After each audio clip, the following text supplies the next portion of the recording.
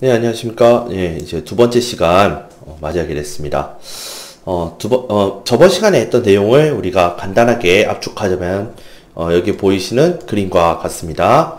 자, 먼저 여러 도시 국가들이 생겨나서 이제 통합하는 과정에서 크샤트리아와 바이시아 계급이 성장을 하였고, 이러한 크샤트리아와 바이시아는 고정적인 신분 체계인 카스트 제도에 대해서 불만을 많이 가지게 되었다. 예, 그러는 가운데에서 석가모니, 즉 고타마 시타르타에 의해 불교가 만들어졌고, 이러한 불교는 크샤트리아, 바이샤, 그 다음에 뭐 여성들과 수다에게까지 환영을 받게 되었다라고 이야기를 드렸습니다.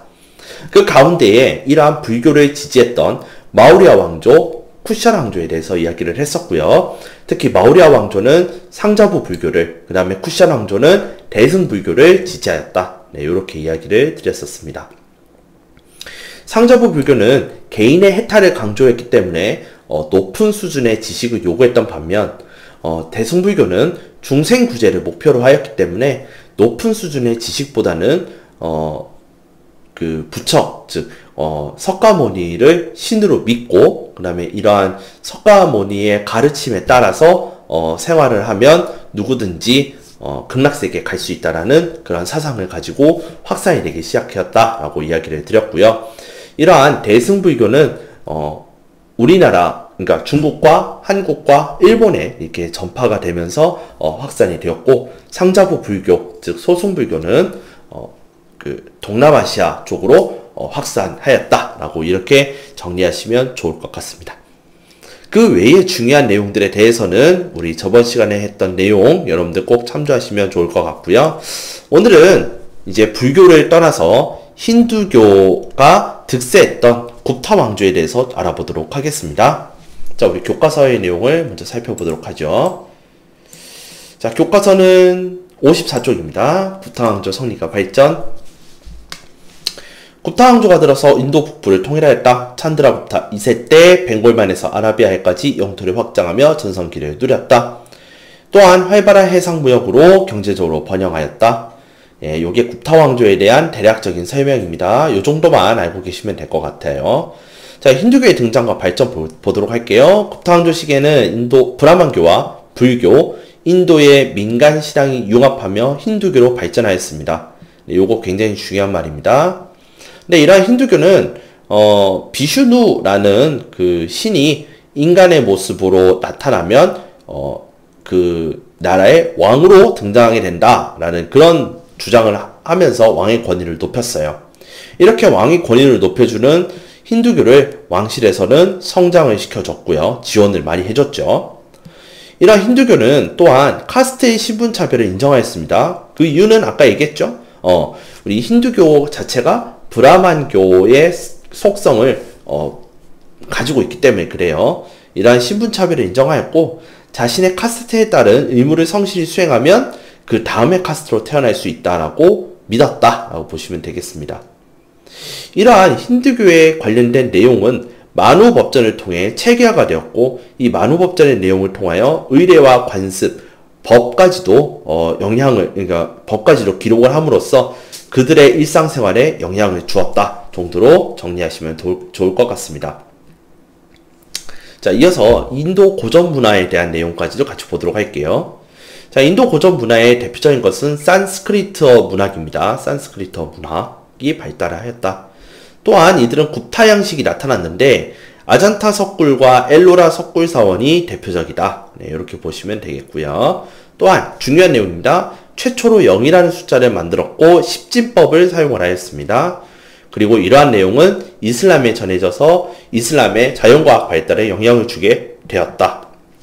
네, 이 정도로 정리하시면 좋을 것 같습니다. 자, 그러면 우리 프린트 내용 정리해 보도록 하죠.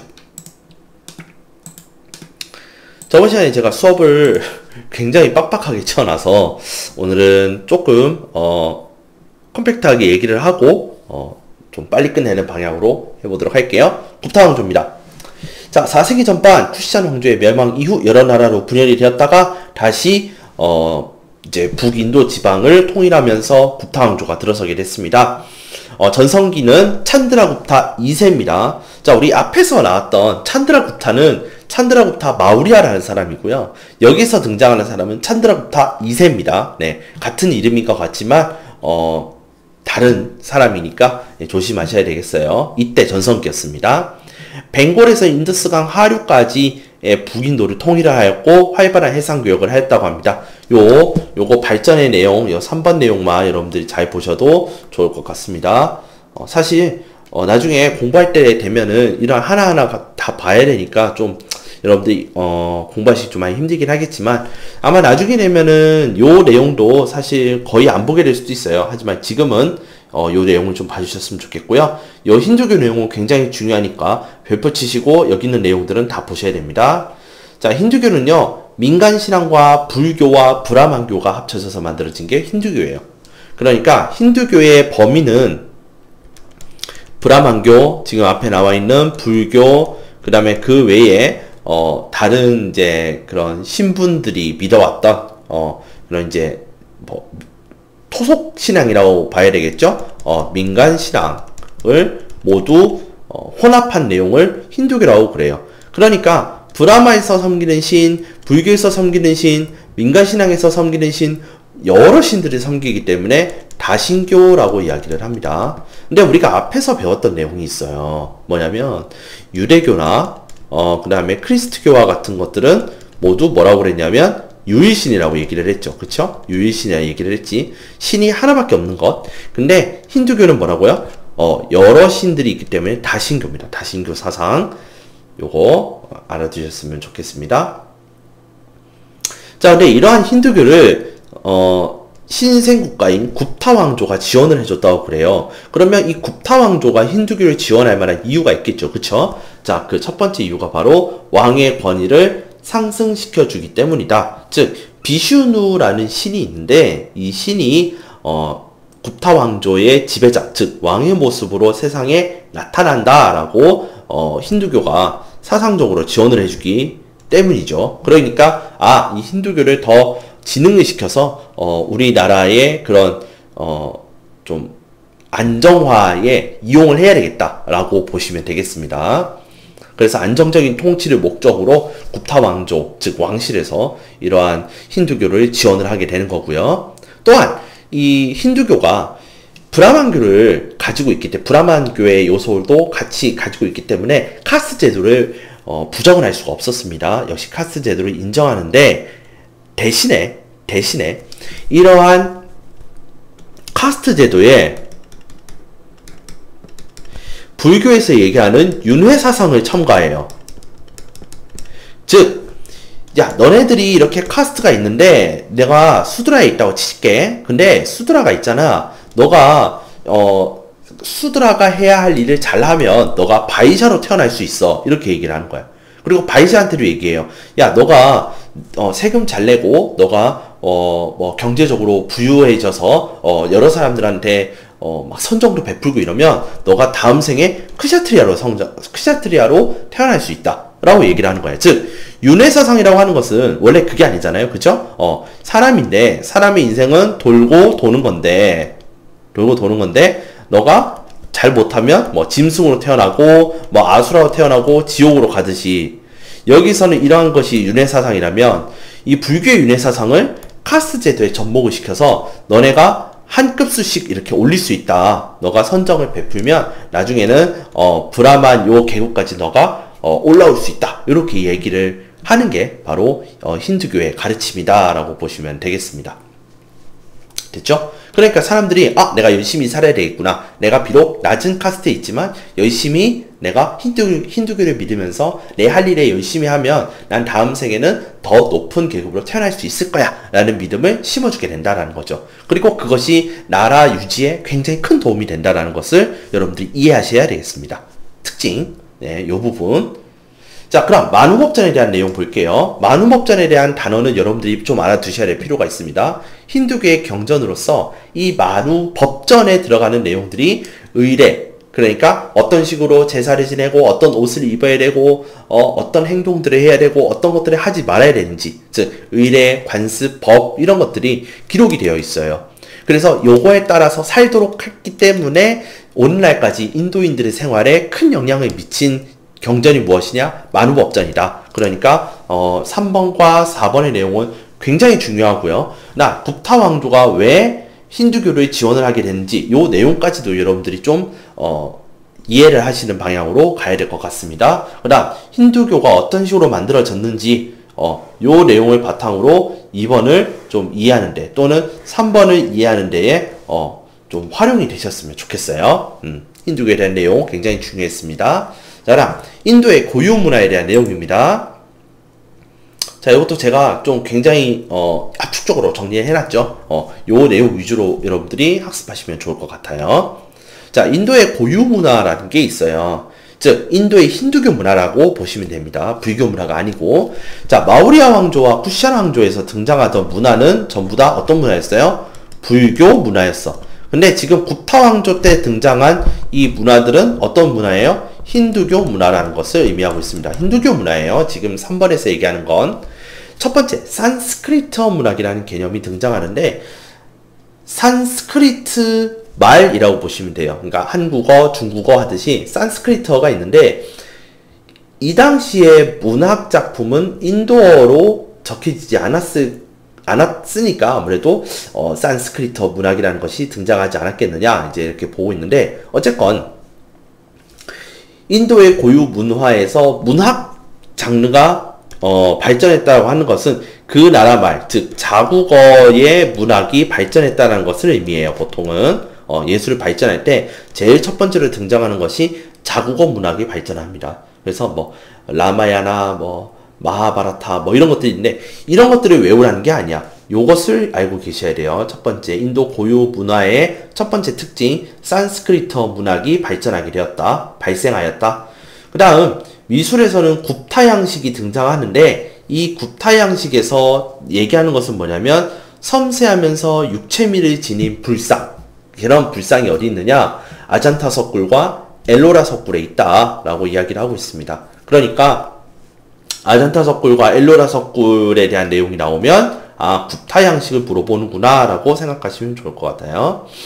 그 다음 수학과학, 자연과학도 발전하는데요. 뭐 지구의 둘레를 계산한다든지 또는 지동설을 찾아낸다든지 또는 숫자 0을 발견한다든지 요 내용이 중요한 겁니다. 숫자 0 발견 요거는 반드시 별표 쳐주시고 요거까지 알아두셔야 됩니다. 요거까지 아라비아 숫자의 기원이 되었다. 요 내용은 굉장히 중요하니까 요거는 반드시 여러분들이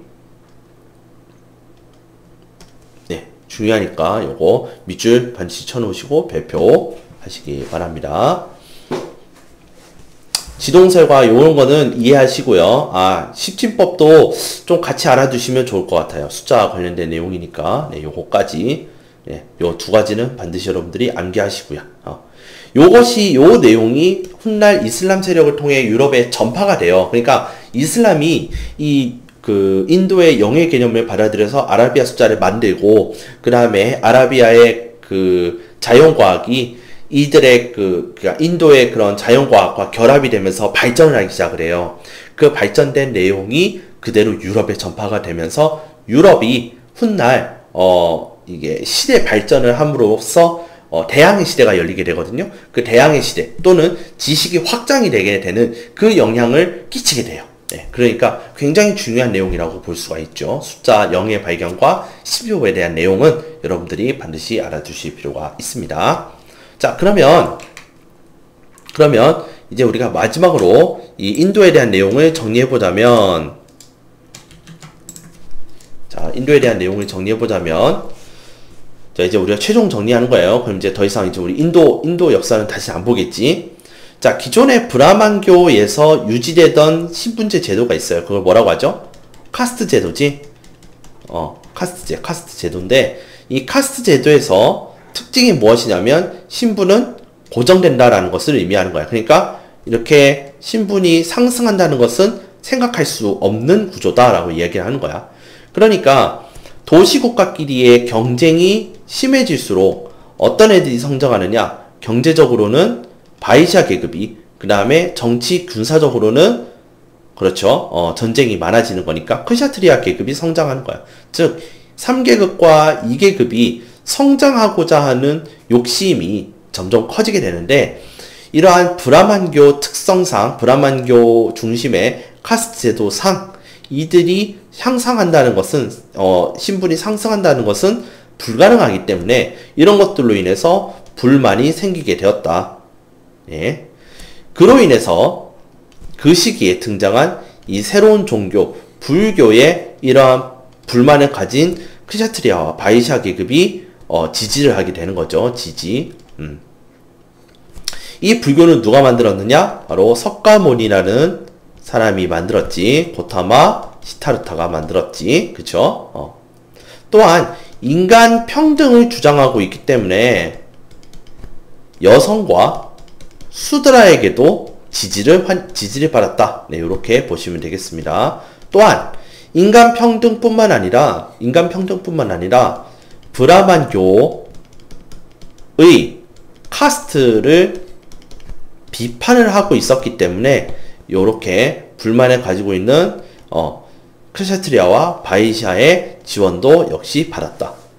이러한 가운데에서 등장한 것이 무엇이냐면 마우리아 왕조인데, 이 마우리아 왕조의 전성기를 이끌었던 사람은 아소카 왕이었고,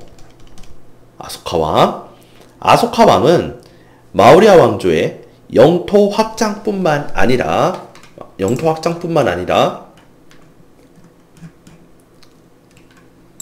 도로망도 정비를 하고 경제적 번영을 하였다.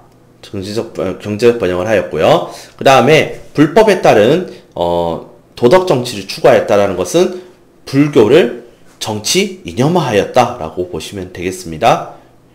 그래서 불교 경전 정리하고 이런 것들을 통해서 불교를 장려하는 정책들을 이어나가는데, 이때 등장한 불교를 우리는 무엇이라 하냐면 개인의 탈을 주장하는 상좌부 불교다라고 이야기를 해요. 상좌부 불교, 즉 개인의 탈을 주장하는 상좌부 불교가 마우리아 왕조 때 이제 발생을 하였고요. 이 마우리아 왕조가 멸망하고 나서 쿠샨 왕조가 등장했을 때에는 이 쿠샨 왕조가 등장했을 때에 대표적인 인물이 카니슈카 왕이에요. 카니슈카 왕. 예. 카니슈카 왕 때는 영토를 이제 서북부 지방을 통일을 하고 영토 확장하고, 그러니까 중개무역으로도 번성을 하고요. 그다음 이 당시에 유행했던 불교가 대승불교, 즉 여러 사람들을 극락세계에 보내기 위한 중생구제를 목표로 하는 대승불교가 발생하였는데, 이 대승불교를 통해서 카니슈카의 이런 쿠샨 왕조가 유지가 되었다, 사회 유지가 되었다라고 보시면 되겠습니다. 더하기 이와 더불어서 대승불교와 그다음 그 알렉산드로스 대왕의, 그러니까 알렉산드로스 제국의 헬레니즘 문화와 결합한 간다라 미술이 등장한다. 간다라 미술 또는 간다라 양식이 등장함으로써 불상이라는 것을 만들기 시작을 하였다. 그것도 불상을 어떻게? 그렇지, 인간의 형상에 따라서 석가모니를 표현하는 양식을 간다라 미술이다 라고 이야기를 하고요. 이러한 대승불교와 간다라 미술은 동북아시아, 그러니까 동아시아, 중국, 한국, 일본 이런 쪽으로 전파를 하게 되고, 이러한 상자부 불교는 동남아시아로 전파하게 된다. 네, 이렇게 정리하시면 좋을 것 같아요. 그 후에 굽타 왕조 때 와서는 새로운 종교가 나타나게 되는데, 그 종교의 이름은 힌두교고, 힌두교는 앞에서 얘기했던 브라만교와 불교와 그 다음에 인도의 토속신앙, 그러니까 민간신앙이 결합한 새로운 종교가 힌두교야. 그러니까 힌두교가 이렇게 있으면 브라만교가 있고 불교가 있고 그 다음에 민간 신앙이 이렇게 있는 거야. 그러니까 여기서 힌두교에서 믿고 있는 신들은 다 브라만교의 신과 그 다음에 부처와, 그러니까 소위 말해 석가모니, 그치? 그 다음에 민간신앙에서 얘기하는 여러 신, 그러니까 자연스럽게 신을 믿는 게 한두 명이 아니라는 거야. 그쵸? 한둘의 신을 믿는 게 아니니까 여러 신들을 믿는 거잖아. 그치? 그러니까 이것을 보고 우리는 뭐라고 그래? 다신교다라고 이야기를 하는 거예요. 이러한 힌두교는 굽타 왕조의 지지를 많이 받았는데, 지원을 받았는데, 그 이유는 무엇에 있다? 그렇죠. 힌두교의 그 비슈누라는 신이 있는데, 그 신은 굽타 왕조의 지배자인 왕의 모습으로 태어났기 때문에, 너네가 비슈누를 믿는 것은 그의 왕인 굽타 왕조의 지배자인 왕을 믿는 것과 같아. 그러니까 너네가 왕을 따라서 열심히 사는 것이 중요하다라고 강조를 했다는 거죠. 이렇게 정치적인 정당성을 마련해 주고요. 또한 카스트에 따른 의무 수행을 되게 중요시하게 생각을 했다. 그 이유는 힌두교가 브라만교의 성격을 가지고 있기 때문에 카스트 제도를 인정하는 종교였다. 그러니까 카스트 제도에서 이야기하는 각 신분에 있는 사람들에게 너가 열심히 살면 다음 생에는 더 나은 카스트로 발전할 수 있을 것이다. 더 나은 카스트로 태어날 수 있을 것이다. 라고 하는 그러한 내용을 전파하는 거죠. 자연스럽게 이러한 불만을 가진 사람들이 이 힌두교를 받아들임으로써 이러한 불만이 상쇄되었다라고 이해하시면 좋을 것 같습니다. 그리고 이러한 내용은 불교에서 얘기하는 윤회사상과 접목이 되어서 카스트 제도에 대한 그런 윤회사상과 접목시켜서 더 나은 카스트로 태어난다라는 그런 사상으로 발전하게 되었다라고 이해하시면 좋을 것 같습니다. 이러한 힌두교에 대한 내용은요, 만우법전에 잘 나타나 있습니다. 만우법전이라는 경전을 통해서 각종 의례와 관습과 법에 있는 내용을 기록함으로써 사회 질서에 큰 공헌을 하였고 오늘날까지 인도인의 생활에 영향을 미쳤다는 점에서 중요한 점을 가지고 있게 되었다. 그렇죠? 이렇게 정리하시면 좋을 것 같습니다. 또한 이 당시에 등장했던 힌두교 문화, 즉 인도의 고유 문화들이 등장하는데요. 산스크리트 문학이 만들어졌다. 두 번째, 굽타 양식이 만들어졌다. 그럼 세 번째가 숫자 0이 발견되었고 십진법이 발전되어서 이슬람 세력의 이슬람의 과학 발전에 영향을 미쳤다. 네, 요렇게까지 우리가 정리하시면 아주 완벽할 것 같습니다. 이렇게 하면 우리가 저번 시간과 이번 시간까지 통틀어서 인도에 대한 내용을 우리가 다 살펴보았고요. 이제 중국에 대한 내용으로 다시 넘어오게 되는데 이번 시간은 중국의 왕조에 대한 대략적인 설명을 드림으로써 이번 시간을 좀 마치도록 할게요. 네. 그러니까 본 수업은 다음 시간에 하겠다는 거니까 이 부분에 대해서 여러분들이 좀 참조하시고 학습에 도움이 되셨으면 좋겠습니다. 시작할게요. 자, 우리가 이제 중국에 다시 중국사로 넘어왔는데요. 자, 중국사에서 우리가 이제 흐름을 다시 한번 보자면 하, 상, 주, 춘추, 전구, 진, 한나라인데 사실 우리가 이제 배웠으니까 이렇게 얘기하기 조금 너무 좀 그렇죠. 그치? 정확하게 얘기하면 전한, 신, 후한. 예, 여기까지가 우리 중간고사 시험 범위였습니다. 그럼 요 다음의 내용부터 우리가 한번 보도록 할게요. 자, 이제 여기서 자, 후한에서 후한이 멸망하기 직전에 어떤 일들이 벌어지냐면 황건적의 난이 일어나게 되고 황건적의 난을 진압하는 과정에서 뭐 조조, 원소, 원술, 뭐 동탁, 뭐 이렇게 등등등 삼국지에 나오는 그런 영웅들이 등장하면서 일종의 삼국시대라는 혼란기를 겪게 됩니다. 이렇게 삼국지라는 그런 혼란기 속에서 위나라와 총나라와 오나라의 요 삼국이 남아있는 형태로 통합이 되었어요. 중국이 그러니까 3분이 된 상태로 여러 이제 영웅들이 통합이 된 거지. 그 가운데에서 위촉 오중에 촉이 먼저 무너지고 그 다음에 오나라를 무너뜨리면서 위나라가 통일을 하게 돼요. 위나라가 위나라의 이제 조씨 가문이라고 하죠. 예, 조씨 가문이라고 할게요. 이 조씨 가문의 위나라가 통일을 했는데 이 조씨 가문의 즉 이 위나라 말기에 사마씨라는 사람, 그러니까 사마염이라는 사람에 의해서 진나라로 교체가 돼요. 네, 진나라로 교체가 되고 이 사마씨예요. 여기는 또 사마씨. 네, 사마씨 가문인데 요 사마, 이 사마씨 가문의 진나라가 큰 혼란을 겪게 돼요. 그때 북쪽에서 넘어오는 선비족의 침략을 받아 이 진나라의 북쪽 지방, 그러니까 소위 말해 이제 하북 지방이라고 얘기하는데 이 하북 지방을 뺏기게 돼요. 그러면서 진나라가 서진이라는 나라가 멸망하고 동진이라는 나라가 만들어지면서 남조로 구분이 되고요. 그 다음에 북쪽에 아까 만들어졌던 선비 쪽의 나라뿐만 아니라 그 이후에 등장하는 그 여러 이민족들의 나라들이 전부 북쪽에 이제 만들어지게 돼요. 그 북쪽에 만들어진 나라들을 우리는 무엇이라 하냐면 북조라고 이야기를 해요. 북쪽에 만들어진 나라들, 남쪽에 만들어진 나라들. 그래서 위진, 남북조 시대가 열리게 됩니다. 이것을 보고 우리는 위진,